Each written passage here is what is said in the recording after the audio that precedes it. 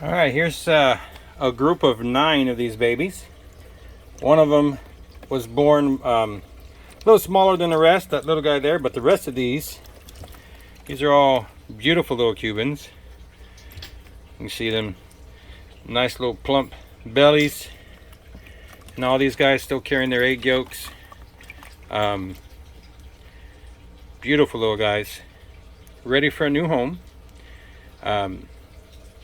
Like I said, each and every one of these, they're still carrying their egg yolk. I can see they just hatched. They still have their little belly buttons showing. But beautiful little guys. This one here was one of the first ones to hatch and already absorbing some of its yolk. So the first one started hatching on Sunday, almost a week ago, and then the rest came in over the next 3 days.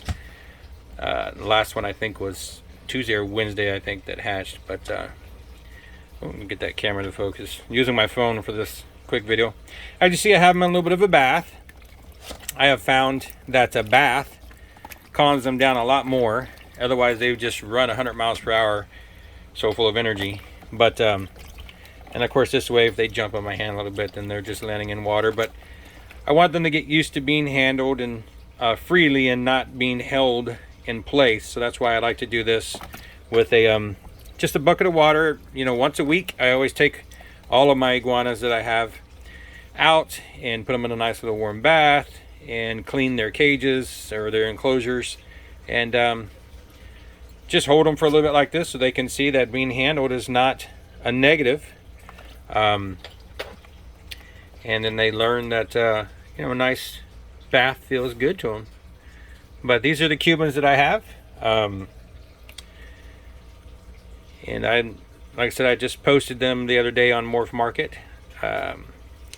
These guys are ready to go to a home. They probably will not eat anything for about 2 to 3 weeks. They take a while to absorb that belly. Some of them will eat within a week, some within a few weeks, just the way they are.